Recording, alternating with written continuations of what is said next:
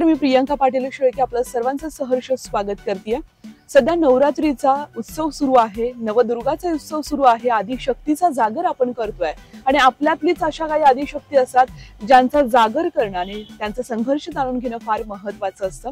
माझ्यासोबत एक अशी दुर्गा आहे जी नवदुर्गा आहे, जिचा संघर्ष आपण सर्वांनी पाहिलाय, जिला राजकीय झालर आहे मात्र तिला देखील संघर्ष करावा लागलाय। वेगवेगळ्या गोष्टींसाठी संघर्ष आहे, उच्च शिक्षित आहे, मात्र असं सगळं असताना देखील जेव्हा एक स्त्री कुठल्याही पदावरती असते किंवा कुठलाही नवीन प्रवास सुरू करते तेव्हा तिच्या वाट्याला येतो तो म्हणजे संघर्ष। आणि तीच आदिशक्ती, तीच नवदुर्गा माझ्या सोबत आहे। मी आता आहे संगमनेरमध्ये आणि संगमनेरमध्ये आल्यानंतर तुमच्या लक्षात येईल की मी नेमकं कोणाला भेटायला आलेली आहे आणि कोणाबद्दल तुम्हाला सांगत आहे। माझ्यासोबत आहेत डॉक्टर जयश्री बाळासाहेब थोरात, ज्या कॅन्सर तज्ञ आहेत आणि खऱ्या अर्थानं त्यांनी राजकीय प्रवास देखील सुरू केलाय। त्यांच्यासोबत चर्चा करणार आहोत आणि सगळ्यात महत्त्वाचं म्हणजेच माजी आमदार आणि काँग्रेसचे ज्येष्ठ नेते बाळासाहेब थोरात त्यांच्या त्या कन्या आहेत, त्यांच्यासोबत बातचीत करणार आहोत आणि त्यांच्याकडून जाणून घेणार आहोत हा आदिशक्तीचा जागर सुरू आहे, स्त्रीत्वाचा सन्मान सुरू आहे, हा नवरात्रीचा कार्यक्रम सुरू आहे, तो कशा पद्धतीने सुरू आहे आणि त्यांचा प्रवास कसा सुरू आहे ते देखील जाणून घेणार आहोत। तर आपल्याला नवरात्रीच्या खूप खूप शुभेच्छा आहेत आणि आज आम्ही तुमच्यासोबत अगदी दिलखुलास चर्चा करत आहोत। कुठलीही औपचारिकता नाहीये, सहज गप्पा आहेत आपल्या आणि तुमच्या बोलण्यातून मला असं वाटतं की ज्या नवदुर्गा पाहत आहेत त्यांना देखील बरंच मार्गदर्शन मिळणार आहे। डॉक्टर जयश्री थोरात, आपण कॅन्सर तज्ञ आहात आणि डॉक्टरकी करत असताना अनेक वेगवेगळे अनुभव आलेले असतील, महिलांच्या बाबतीतले अनुभव असतील, कशा पद्धतीने हे सगळं हँडल केलेलं आहे, महिलांवरती कसे उपचार केलेले आहेत आणि कसं आता सध्याचा प्रवास सुरू आहे। खरं तर मी टाटा हॉस्पिटल मुंबईमध्ये होते आणि 6 वर्ष तिथे होते। म्हणजे मी 2 वर्ष माझे फेलोशिप केली, 4 वर्ष तिथे फॅकल्टी म्हणून तिथे होते आणि मला अजूनही आठवतं, म्हणजे मी खरं ब्लड कॅन्सर वरती माझं स्पेशलायझेशन झालेलं आहे आणि ब्लड कॅन्सर डिपार्टमेंटमध्ये काम करत असताना खरं खूप प्रसंग ते बघायला भेटायचे। फक्त ब्लड कॅन्सरच नाही तर टाटा हॉस्पिटलमध्ये ज्या रुग्ण पेशंट्स येतात त्या म्हणजे बऱ्याचदा ग्रामीण भागातनं येतात आणि पूर्ण भारतामधनं येतात, आपल्याला माहीतच आहे। ग्रामीण भागातनं येणारी जी स्त्री असते ती मला एक लक्षात यायचं की म्हणजे 3-4 स्टेजच्या कॅन्सरनी यायची। असं कधीच होत नसायचं की पहिल्या 2ऱ्या स्टेजमध्येच समजलं आणि पटकन वेळेवर आली, पटकन उपचार घेतला, बरी झाली आणि परत घरी गेली, असं खूप क्वचित होत असायचं। ती खतखत जी आहे ती फार मला नेहमी वाटायची की ग्रामीण भागामध्ये तेवढं अवेअरनेस नाहीये का, कॅन्सर विषयी माहिती नाहीये का, किंवा आपल्याकडे अंगावरती काढायची लय सवय, काही त्रास होत असेल तर पटकन कोणाला सांगणार नाही, जर स्तनामध्ये किंवा छातीमध्ये गोळा वाटत असेल, गाठ असेल तर ती दाखवून घेणं, तेवढा त्यांच्याकडे वेळ नाही, कारण पहाटपासून रात्रीपर्यंत आपल्या ग्रामीण भागातल्या महिला अत्यंत बिझी, म्हणजे दूध व्यवसाय असेल, शेती व्यवसाय असेल, घरकाम असेल, मुलांना सांभाळणं, त्यांचं शिक्षण, ह्या सगळ्या गोष्टी ज्या आहे ह्या महिलांवरती जास्त करून अवलंबून असतात। ती खतखत जी आहे ती माझ्या मनामध्ये कायम होती, म्हणून मला असं वाटलं होतं की महिलांच्या आरोग्यावरती आपण कुठे ना कुठे बोललं पाहिजे। एक डॉक्टर म्हणून का होईना, आपण नाही सांगणार तर कोण सांगणार। मग एकविरा फाउंडेशनचं खरं स्थापनाच त्याच्यासाठी केली होती की एकविरा फाउंडेशनच्या माध्यमातून आपल्याला काही आरोग्य तपासणी करता येईल का, किंवा आता सुद्धा म्हणजे मी कुठेही सप्त्यांना गेली, कारण सर्वात जास्त महिला आपल्या ग्रामीण भागामध्ये कुठे भेटत असतील तर त्या अखंड हरिनाम सप्त्यांमध्येच भेटत असतात, म्हणजे हजारो महिला तिथे तुम्हाला भेटतील, बाकी दुसरीकडे कुठे त्या सापडणार नाही, कारण त्या खरंच म्हणजे फार सर्वात बिझी कुणी असेल तर त्या असतात। आणि सप्त्यामध्ये गेली तर माझं पहिलं मी कायम त्यांना सांगत असते की तुम्ही आरोग्याची काळजी घ्या, कारण कसं आहे की आरोग्याविषयी त्यांना सांगितलं पाहिजे। आणि मला असं वाटतं की देवावरती बोलणारे भरपूर लोक आहेत, पण त्यांच्या आरोग्याविषयी सांगणारी मी माझी जबाबदारी समजते आणि त्या ह्याच्यातून मी त्यांना प्रबोधन करत असते आणि त्यांना सांगत असते। नक्कीच जयश्रीताई, तुमच्या बोलण्यातून एक डॉक्टर आणि ती एक सामाजिक जाणीव आहे की महिलांना कुठेतरी, आणि बिझी शेड्यूल आहे। एकविरा फाउंडेशनचं नाव आपलं बोलता बोलता निघालं। एकविरा फाउंडेशन मध्ये जे तुम्ही उपक्रम घेतात तो खूप सुंदर उपक्रम आहेत, त्याच्याबद्दल देखील आम्हाला माहिती जाणून घ्यायची की कशा कशा पद्धतीने नाविन्यपूर्ण उपक्रम आपण राबवतात। खरं एकविरा फाउंडेशन जसं मी सांगितलं, मी टाटा हॉस्पिटलमध्ये काम करत असताना मी सुरू केलं होतं की सुरुवातीला सुरू करताना मी एकविरा फाउंडेशन हे मुलींसाठी चालू केलं होतं की मुलींच्या शिक्षणावरती, त्यांच्या आरोग्यावरती आणि त्यांच्या सोशल लाईफ कसं आपल्याला सामाजिक जीवनासाठी आपल्याला काहीतरी काम करायचं त्या उद्देशाने. खरं मी ही गोष्ट बऱ्याच वेळा सांगते की चालू करण्याच्या मागे हेतू असा होता की एक दिवशी टाटा हॉस्पिटलमध्ये काम करत असताना ओपीडी मध्ये एक अगदी 16 वर्षाची मुलगी आली. तिला ब्लड कॅन्सर झालेला होता. ब्लड कॅन्सर झाला आहे असं ऐकून तिची आई होती, तिचे मामा होते, वडील तिला नव्हते. आणि जेव्हा आम्ही ते सांगितलं तर ते फार घाबरले होते. त्यांना आम्ही म्हटलं की टाटा हॉस्पिटलमध्ये तुम्ही आलेले आहात, तुमचा सगळा उपचार जो आहे, तुमचं राहण्याची, खाण्याची, बेडची, औषधांची सगळी व्यवस्था आपण करून देऊ, तुम्ही फक्त इथे थांबा आणि उपचार घ्या. त्यांनी आमचं काही ऐकलं नाही. ते त्या मुलीला परत घेऊन गेले, परत घरी घेऊन गेले. म्हटलं खूप समजवायचा प्रयत्न केला पण त्यांनी काही न ऐकता ते परत तिला घेऊन गेले. दुसऱ्यांदा असं झालं की एक नवविवाहित मुलगी आली. 6 महिनेच झाले होते तिच्या लग्नाला आणि तिला ब्लड कॅन्सर झाला. तसं ते ऐकून तिचे जे मिस्टर होते ते तिला सोडून गेले. तिची जबाबदारी पुन्हा आई वडिलांवरती आली. आई वडील तिला घेऊन आले टाटा हॉस्पिटलला. आम्ही सगळीकडनं फंड गोळा करून त्यांची ट्रीटमेंट करून घेतली. असं वाटत होतं की कुठे ना कुठे म्हणजे मुली आहेत म्हणून त्यांना ह्या सगळ्या त्रासातून जावं लागतंय की काय. जर मुलगा असता तर पालकांनी किंवा कुणीही सगळं काही केलं असतं, पण जर मुलगी आहे म्हणून हा त्रास सहन करावा लागतोय की काय. म्हणून मला असं होतं की एकविरा फाउंडेशन आपण सुरू करू ज्याच्यामध्ये मुली एकत्रित येतील, त्या बोलायला शिकतील, त्या म्हणजे त्यांच्या शिक्षणावरती आपण भर देऊ, त्यांच्या आरोग्यावरती सुद्धा आपण भर दिला पाहिजे आणि त्यांना कसं पुढे घेऊन येता येईल. कारण आपण बघितलं तर मुली ज्या आहेत त्या कॉलेजला जातात, शाळेत जातात, घरी येतात, आईला मदत करतात, लग्न होऊन सासरी जातात. पण असं खूप त्यांना सोशल प्लॅटफॉर्म्स आपल्याकडे अवेलेबल नाही आहेत. तर तसा माझा हेतू होता आणि तिथून सुरू केलेला हा एकविरा फाउंडेशन आहे. खरं मला अजूनही आठवतं पहिला उपक्रम जो आम्ही घेतला होता तो वेगवेगळ्या शाळेमध्ये आरोग्य कॅम्प्स घेतले होते. कारण जर मुलगी शिकली ना तर ती बरोबर आईची, वडिलांची, सगळ्यांची काळजी घेऊ शकते असं मला वाटतं. तर त्या गोष्टींविषयी बोलायचे आणि खूप सुंदर प्रतिसाद त्या मुलींकडनं भेटायचा. त्याबरोबर आम्ही गणपती विसर्जनाचे कार्यक्रम केले, आम्ही नवरात्रीचे काही कार्यक्रम सुरुवातीला केले. त्यानंतर मला आठवतं की नवरात्रीचा आम्ही आमच्या तालुक्यामध्ये ज्या नवदुर्गा आहेत, आता नवदुर्गा जेव्हा मी म्हणते तर मी फार असं पॉप्युलर फेसेस न घेता एक आदिवासी गावातील जे आमचं 100% आदिवासी गाव आहे, शिरसगाव धुपे म्हणून, तिथे एक कवयित्री आहेत. ती खूप सुंदर पोयम्स लिहिते. आदिवासी महिला म्हणजे अगदी 4थी शिकलेली आहे, पण ती डोंगर, दरी, झाडं, फुलं ह्याच्यावरती एवढ्या सुंदर कविता त्या लिहितात आणि त्यांचे हे पुस्तकं जे आहे ते MA साठी ते त्यांच्या सिलेबस मध्ये इन्क्लूड झालेले आहे पुणे विद्यापीठामध्ये. म्हणजे असं आहे. एक मुलगी आहे नीता भालके म्हणून, ती संगमनेर तालुक्यातली आहे. तिने IIT पवईमध्ये शिक्षण घेतलं, एरोस्पेस इंजिनियर झाली. ती आता आपलं चंद्रयान झालं, मार्स वरती जे जाणार आहे त्याच्यामध्ये ती सायंटिस्ट म्हणून बँगलोरमध्ये आहे. असं ओळखून माझ्या एकविरा फाउंडेशन मध्ये ज्या मुली माझ्या बरोबर काम करतात त्या इंटरव्ह्यू घ्यायच्या. म्हणजे त्याच्याने जसं तुम्ही इतकं छान इंटरव्ह्यू घेतायत तसं त्या मुली पण शिकल्या पाहिजे इंटरव्ह्यू घ्यायला, कॅमेराला फेस करायला, कसे प्रश्न विचारले पाहिजे, कसं काय. तर तसं त्या मुलींनी शिकलं पाहिजे म्हणून फाउंडेशनच्याच मुली इंटरव्ह्यू असे वेगळे वेगळे कंडक्ट करत असायचे. खरंच म्हणजे नावातच एकविरा आहे आणि तुम्ही जो उद्देश सांगितला की मुलींसाठी आणि सुरुवात करतानाचे जो 2 अनुभव सांगितले, खऱ्यातून तो अंगावर काटा आलाय की मुलगी आहे म्हणूनचा जो संघर्ष आहे. आणि तुम्ही जसं म्हणाल की मुलगा असत अशी वेळ नसते आली. कॅन्सर तज्ञ आहात तुम्ही, जी आज काळाची गरज आहे, तुमचा एवढा अभ्यास आहे, पण मग राजकारणाकडे कशा टर्न झाला? विराच्या मीटिंग्स ज्या आहेत त्या मी संडेला घेत असायची.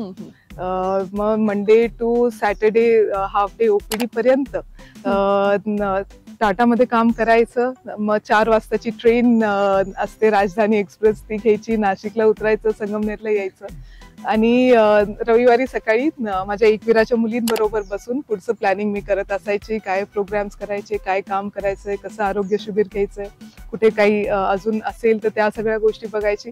परत संध्याकाळी मुंबईला जायची आणि सोमवारपासनं परत रुटीन चालूच.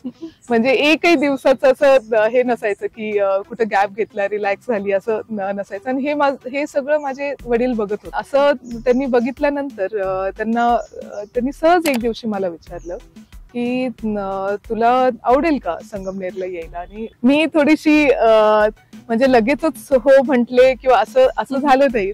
मी थोडा वेळ घेतला विचार करायला. मग एक दिवशी मी त्यांना म्हटलं की मी टाटा हॉस्पिटलमधनं सोडत नाही, कारण माझं काम सुद्धा आवडतंय, टाटा हॉस्पिटलमध्ये मी करते ते सोडत नाही, पण मी 6 महिन्याचा ब्रेक घेते. आणि ब्रेक घेऊन मग बघते की मला खरंच हे आवडतंय का, आणि जर आवडलं तर मग मी रिझाईन करेल टाटामधनं आणि इथे येऊन जाईल. टाटाचे जे डिरेक्टर्स होते तेही फार चांगले होते, त्यांनी मला सपोर्ट केलं. ब्रेक घेतला, इथं आल्यानंतर मला आधी खूप काळजी होती की एक मुलगी म्हणून समाज किंवा लोक कसे एक्सेप्ट करतील मला. पण अजून संगमनेरला अशी सवय नाहीये. जरी माझ्या दुर्गा आत्या तांबे त्या राजकारणामध्ये सक्रिय आहेत, तरी एवढी सवय नाहीये की मुलगी म्हणून राजकारणामध्ये कोणाला बघण्याची. तर असं मला खूप काळजी होती. पण इथं आल्यानंतर ज्या प्रकारे सर्व लोकांनी एक्सेप्ट केलं, जेवढं प्रेम दिलं, म्हणजे इतकी आपुलकी, इतकं प्रेम, इतका जिव्हाळा मला प्रत्येक गावामध्ये जिथे जात होते तिथे मला लोकांकडनं भेटत होता. मला त्या सगळ्या गोष्टी आवडत गेल्या. म्हणजे खरं वडिलांना बघितलंय, आजोबांना बघितलंय, पूर्ण घराला बघितलंय की समाजासाठी काम करतात सगळेजण, आणि खूप चांगल्या पद्धतीने. म्हणजे आमचं राजकारण म्हणजे राजकारण नव्हे, तर राजकारण 5-10% असतं, बाकी सगळं समाजकारण असतं. तर ते बघितलं होतं, कुठे ना कुठे आवडून गेलं. मग मी 6 महिन्यांनी टाटा हॉस्पिटलमध्ये रिझाईन केलं आणि इथे आली. असं आहे. ताई, हे सगळं करत असताना दरम्यानच्या काळामध्ये ज्या गोष्टी घडल्या त्या गोष्टींना आता विसर पडलेला आहे, मात्र आदिशक्तीचा जागर करत असताना एखाद्या मातृत्वाचा जेव्हा अपमान केला जातो तेव्हा त्या गोष्टी उजेडात आणून पुन्हा एकदा बोलणं फार महत्वाचं आहे. जयश्री ताई, पहिली प्रतिक्रिया काय होती हो जेव्हा ह्या गोष्टी घडल्या? काय भावना होत्या? ते सभा करत होते आणि मला भाषण करायला जायचंच. त्या आधी फोन कधी मी बरोबर ठेवत नसते, पण त्या दिवशी चुकून फोन होता आणि मुलांचे मेसेजेस पडत होते की निषेध निषेध निषेध. म्हटलं काहीतरी झालेलं दिसतंय की म्हणजे ताईंबद्दल अत्यंत वाईट बोललंय आणि निषेध असं करून पडत होते. काहीतरी झालेलं दिसतं हे माझं आलं लक्षात. पण मग नेमकी भाषणाला जायचं होतं, मी गेले, भाषण केलं माझं, परत येऊन बसले तर मिस कॉल्स होते बरेच. डॉक्टर हर्षल तांबेंनी फोन केला होता आणि तो म्हणाला की असं असं झालेलं आहे. मी ऐकल्यानंतर माझं ऍक्च्युली पहिल्यांदा मी हे कॅमेरासमोर बोलत असेल, पण माझा पहिला प्रश्न असा होता की जेव्हा तो माणूस माझ्याबद्दल बोलत होता तेव्हा सुजय विखे काय म्हणाले, त्यांनी काय थांबवलं का त्याला?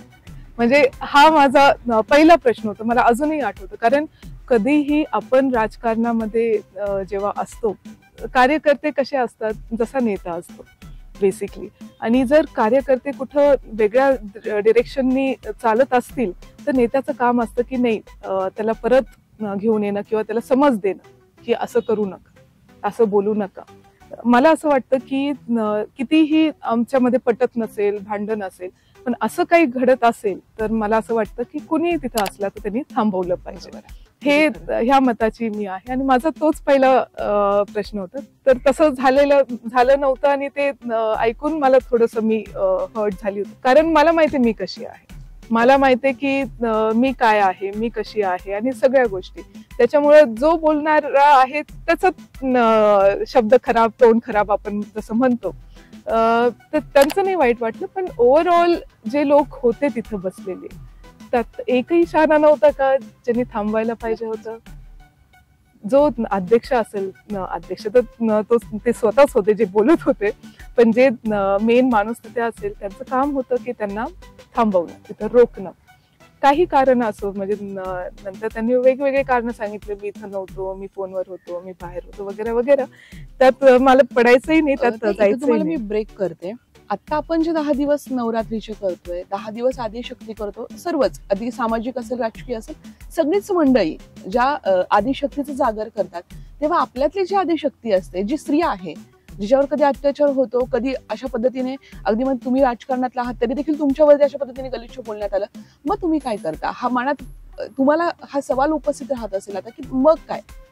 नाही, मला असं वाटतं की जेव्हा आपण नवरात्री साजरी करतो, मंदिरातल्या देवीची पूजा करतो, पण घरामध्ये जी आहे ती सुद्धा देवीपेक्षा कमी नाहीये. म्हणजे मी महिलांना आता नवरात्रीमध्ये भेटत असताना मी प्रत्येकीला एकच सांगत असते की आपल्या सर्वांमध्ये देवी आहे. म्हणजे आपण आई म्हणून सगळ्यांना सामावूनही घेऊ शकतो, आणि जर वेळ आली, काळ असा आला तर रुद्ररूप सुद्धा धारण करू शकतो, असं आपलं आहे.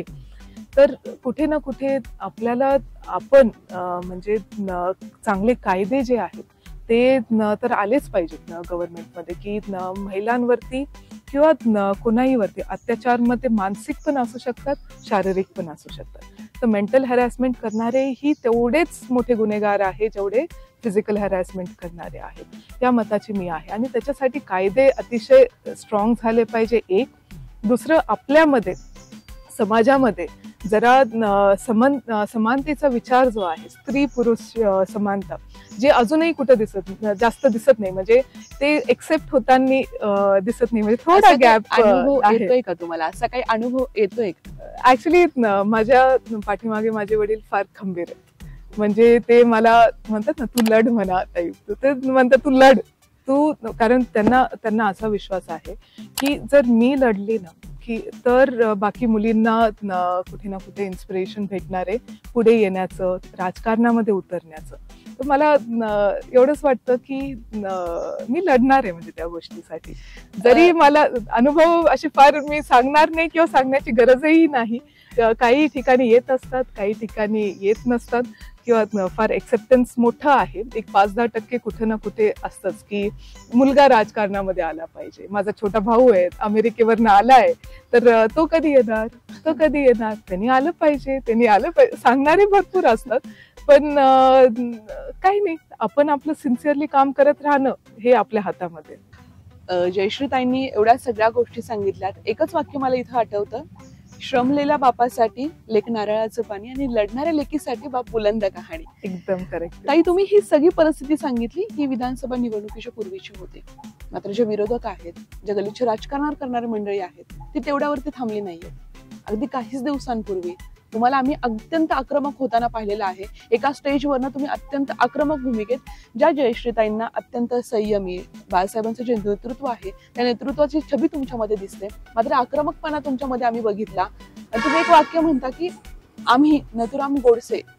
ते काय सांगाल ताई, ह्या गोष्टी घडतायत तर एक लेख म्हणून, आज लेख म्हणून तुम्हाला काय वाटतात भावना की अशा पद्धतीने संघर्ष संपत नाहीये? हा सध्याची मंडळी आहेत राजकारणी, ते कुठे ना कुठे एथिक्स जे असतात राजकारणाचे, जे रूल्स असतात, ज्या गोष्टी सांभाळल्या पाहिजे एक राजकारणी म्हणून, त्यांना अजून तो अनुभव आलेला नाहीये. काही अशा मंडळींना संगमनेर तालुक्यामध्ये बोलवलं जातं मुद्दामून 2 धर्मांमध्ये द्वेष पसरवण्यासाठी, 2 जातींमध्ये द्वेष पसरवण्यासाठी.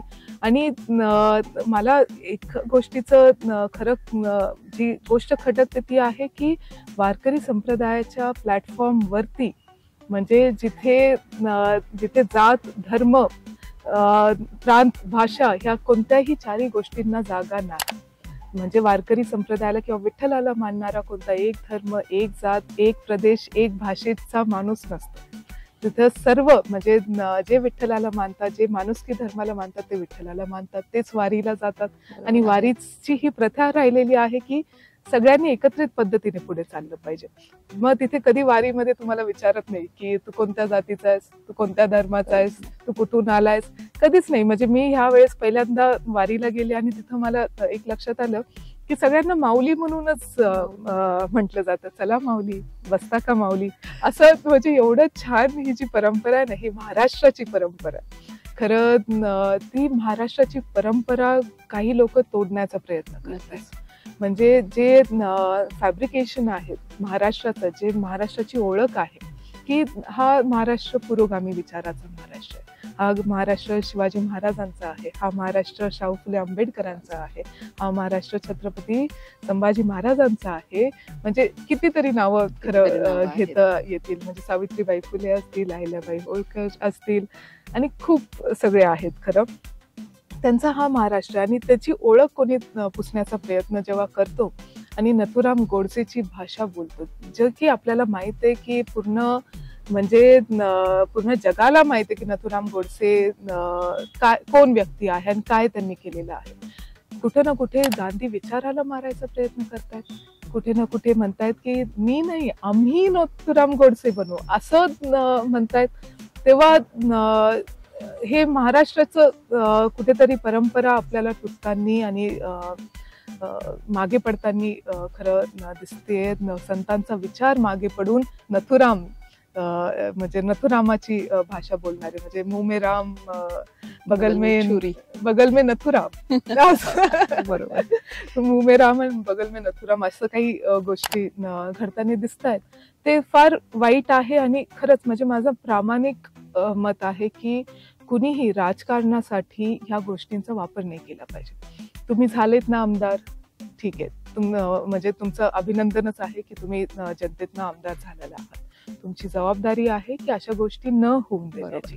पण जर तेच लोक अशा व्यक्तींना सपोर्ट करत असतील तर ते अतिशय वाईट आहे, अत्यंत वाईट आहे. म्हणजे इथे तो आक्रमकपणा जो आहे तो माझा खरं खूप दिवसापासनं, खरं म्हटलं पाहिजे 2.5-3 वर्षापासनं आम्ही संगमनेर तालुका म्हणून बऱ्याचशा गोष्टी सोसत आहोत आणि त्याला फेसही करत आहोत. आणि त्याच्यातून तो निघालेला खरं ते माझं भाषण होतं. आमच्या युवकांवरती खोट्या केसेस, जस्ट बिकॉज की तो मुलगा थोरातांच्या बाजूनी बोलतोय, थोरातांच्या बाजूनी लढतोय म्हणून त्याला खोट्या केसेसमध्ये अडकवणं. युवकाला त्यांचं पूर्ण आयुष्य बाकी आहे. कितीतरी युवकांवरती हाफ मर्डरच्या केसेस, हाफ मर्डर. काहीतरी वाटलं पाहिजे. म्हणजे प्रशासन इथे काय करतंय, का बरं असं करतंय, ह्या सगळ्या गोष्टी कुठे ना कुठे प्रशासनाला, म्हणजे साहेब नेहमी म्हणतात की प्रशासन जे आहे हे पॅरलल बॉडी आहे, ते काही कोणाचे नोकर नाही आहेत, ते कोणाचे गुलाम नाही आहेत की त्यांनी त्यांचं ऐकलं पाहिजे. पण असं होताना दिसत नाहीये. खूप अतिशय म्हणजे मागचे 2.5-3 वर्षापासून आम्ही फाईटच करतोय आणि त्याच्यातूनच आलेलं ते होतं. खरं म्हणजे मनातली तळमळ जी आहे ती बाहेर त्या दिवशी निघाली होती. आणि मी जसं म्हटलं की हा भगवा द्वेषाचा नाहीये, हा भगवा सगळ्यांना सामावून घेण्याचा आहे. हा महाराष्ट्राचा भगवा आहे. तुम्ही जो भगवा म्हणत असाल तो बहुतेक UP बिहारचा असेल, पण आमचा नाहीये.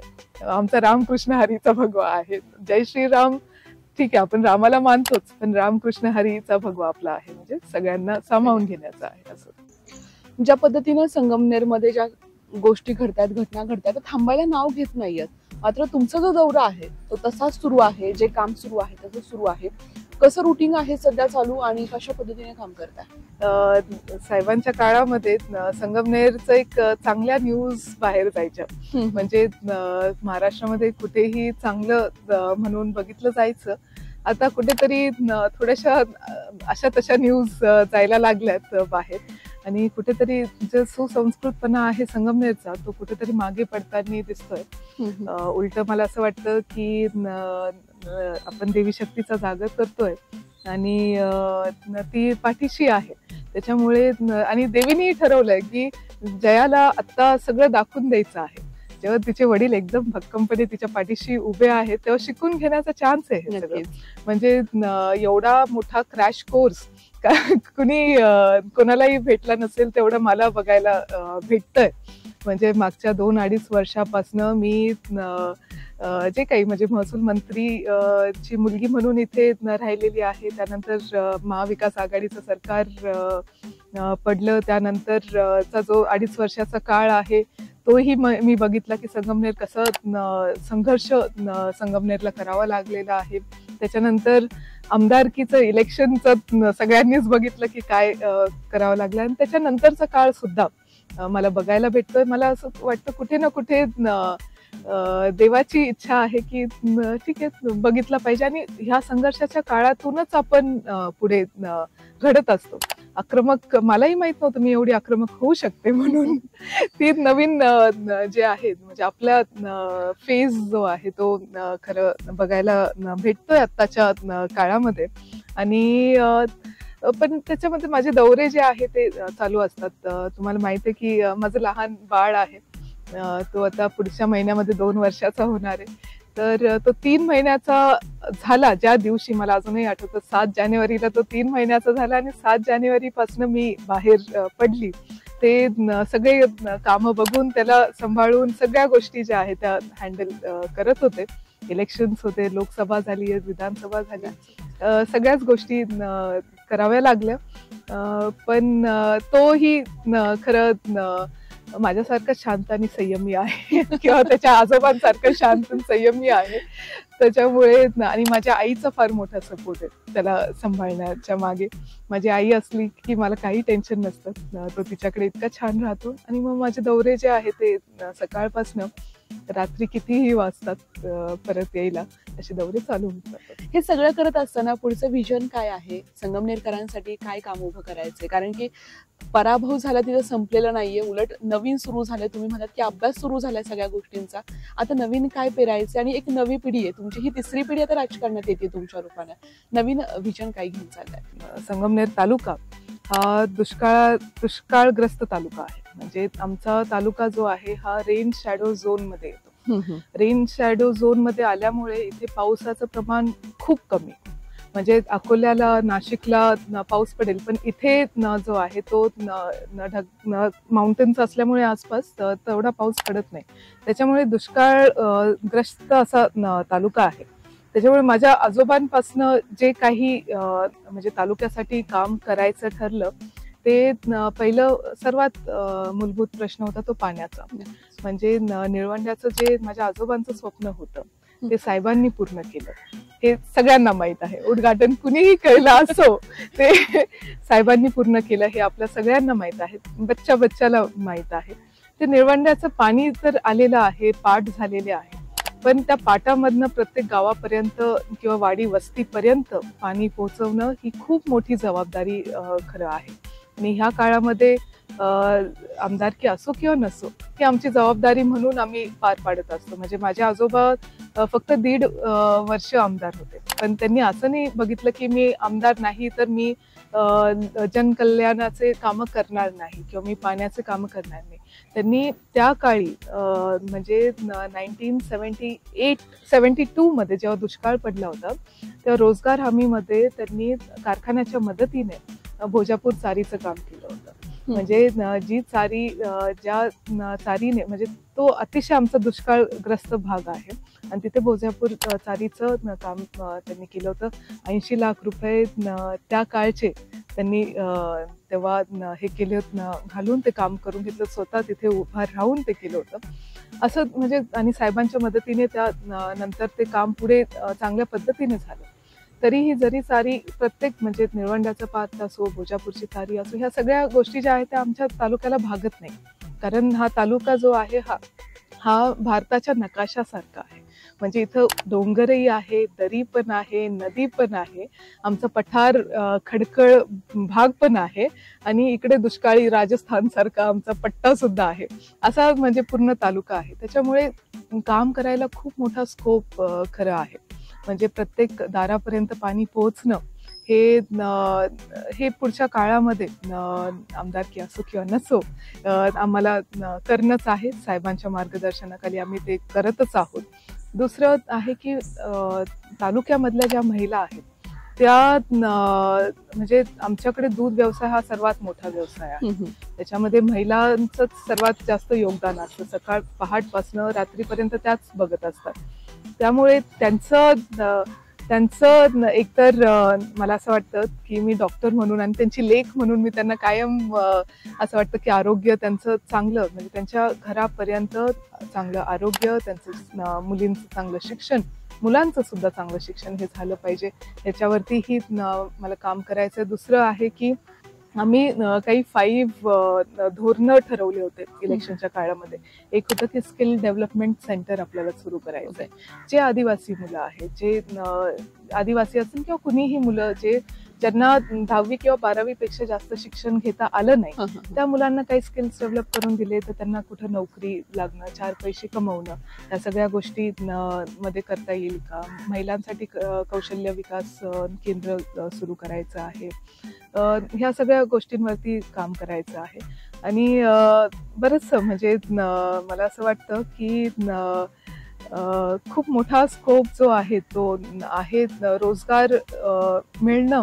आता इथे तुम्हाला माहित आहे की नाही माहित नाही, पण इथे जरी शासकीय MIDC नसेल तरी सहकारी MIDC आहे. अच्छा. सहकारी MIDC जी आहे ती आपल्या कोऑपरेटिव्ह MIDC आहे आणि त्याच्यामध्ये 200हून अधिक कंपनीज तिथे काम करतात आणि 5000हून जास्त तिथे लोक तिथे आता कामाला आहेत. म्हणजे खूप मोठा आकडा त्यांचा आहे. त्यात आपल्याला कसं सुधारणा करता येईल, त्यात कसं जॉब ऑपॉर्च्युनिटीज वाढवता येतील, कशा IT कंपनीज, कारण निळवंड्याचं पाणी आलंय त्याच्यामुळे बराचसा भाग जो आहे तो अतिशय चांगला सुजलाम सुफलाम होणार आहे.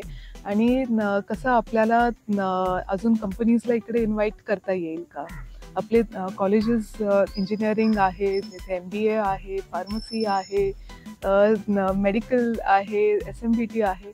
तर ह्या मुलांना कुठे ना कुठे पुढे स्कोप जो आहे तो मिळाला पाहिजे, त्यासाठी प्रयत्न करायचे. मला मुलांना खरं एक मी नेहमी सांगत असते की जर चान्स असेल तर बाहेर पडलं पाहिजे. जग काय आहे ते बघायला जेव्हा भेटेल. म्हणजे मला अजूनही आठवतं, मी MBBS ला पुण्यात होते तर बसनी प्रवास करायचे. ते बसचे धक्के सुद्धा मला अजून आठवतात. संगमनेरला कसं बसनी यायचं सगळं आठवतं. म्हणजे मला मी नाहीतर 12वी पर्यंत अतिशय शांत आणि बिलकुल कोणाबरोबर बोलणारी नव्हती. पण जसं आपण पुढे जातो, बाहेर पडतो, जसे एक्सपिरियन्सेस येतात तसं आपल्या पर्सनॅलिटीमध्ये डेव्हलपमेंट होत असते. त्याच्यामुळे मला सगळ्या मुलांना आणि मुलींना सांगायचंय, चान्स भेटला तर नक्की बाहेर जॉब करण्यासाठी गेलं पाहिजे. असं नाही की फक्त तालुक्यामध्ये किंवा जिल्ह्यामध्येच आपल्याला सीमित राहायचं. ह्या मताची मी खरं आहे. असं सगळं आहेत ना अजून विजन तर तसं खूप. जयश्रीताई खूप दिलखुलास अशा सगळ्या गप्पा मारतात, सगळ्याच गोष्टी आम्हाला सांगितलेल्या आहेत, राजकीय असेल आणि सगळ्या गोष्टींवर आपली चर्चा झाली आहे. नवरात्री स्पेशल आपण जयश्रीताईंशी चर्चा करत आहोत. हा आदिशक्तीचा जागर आहे, मी तुम्हाला बऱ्याच वेळा म्हणतेय. समाजाला काय संदेश द्याल, कारण की नवदुर्गाचा हा सण आहे, आपण हा सण साजरा करतोय, त्याच्या स्पेशल मला देखील तुमच्याशी खूप चांगल्या गप्पा मारता आलेल्या आहेत. आपण देवघरातल्या देवीची पूजा करतो, आदर करतो, पण आपल्या घरातल्या स्त्रीचा तेवढा आदर करतो का, किंवा तिला तेवढा मान, जो सन्मान तिला दिला पाहिजे, जे काम ती करते त्याच्यासाठी मान सन्मान जो दिला पाहिजे तेवढा आपण देतो का, हा एक प्रश्न आपण फक्त एकदा स्वतःला विचारला पाहिजे. तसं मी संदेश देण्या इतकी मोठी नाही, पण मला असं वाटतं की ह्या नवरात्री किंवा नवदुर्गाच्या ह्या कालावधीमध्ये मी स्वतःसाठी काही संकल्प करून घेतलेले आहे. म्हणजे देवी जी आहे ती माझ्या पाठीशी आहे आणि लढण्याची मला ती खूप ताकद देते. त्याच्यामुळे माझ्या मातीसाठी, आपल्या तालुक्यासाठी मी लढणार आहे. जो अन्याय सहन करतो तो मोठा दोषी असतो, जो अन्याय करणाऱ्यापेक्षा. त्याच्यामुळे अन्याय कधी सहन करू नये. आपण सर्वजण एकत्रित पद्धतीने अन्यायाच्या विरोधात लढलं पाहिजे, मग ते कुणीही असो. आणि मला असं वाटतं की महिलांसाठी मला जे काही करता येईल ते करण्याचा मी पूर्ण प्रयत्न मी करत असते. आणि युवकांसाठी सुद्धा, कारण मला असं वाटतं युवक जे आहे, युवक आणि युवती ज्या आहे त्या ह्या तालुक्याचं, जिल्ह्याचं, देशाचं ते भविष्य आहे आणि त्यांनी चांगल्या मार्गावर राहायला पाहिजे. आपला जो महाराष्ट्राचा जो धर्म आहे तो वाचवला पाहिजे. वाचवायचंच असेल तर महाराष्ट्र धर्म आधी वाचवा, मग बाकीचं वाचवा, असं या मताची मी आहे. कारण महाराष्ट्राची जर ही घडी मोडली गेली तर परत करता करता, म्हणजे जो त्याग शाहू फुले आंबेडकरांनी केलेला आहे, जो त्याग छत्रपती शिवाजी महाराजांनी केलेला आहे, जो त्याग आपल्या सर्वांना माहित आहे, स्वराज्यासाठी ज्यांनी त्याग केला, त्या छत्रपती संभाजी महाराजांचा त्याग असेल तर ते कुठे ना कुठे व्यर्थ होताना आपल्याला दिसलं नाही पाहिजे. त्यांचा त्याग हा खूप मोठा आहे आणि हा महाराष्ट्र जपणं हे आपलं काम आहे आणि आपला तो वारसा आपल्याला पुढे जपायचा आहे. आणि ह्या महाराष्ट्र भूमीला कुठेही डाग लागू द्यायचा नाही, आपल्यामध्ये भांडणं करायची नाही, आपल्यात एवढं आपण केलं पाहिजे युवक म्हणून. आणि मी जसं म्हणते, आपला भगवा जो आहे हा सगळ्यांना सामावून घेणारा आहे, सगळ्या प्रत्येक माणसाला, तो कोणत्याही धर्माचा असो, कोणत्याही जातीचा असो.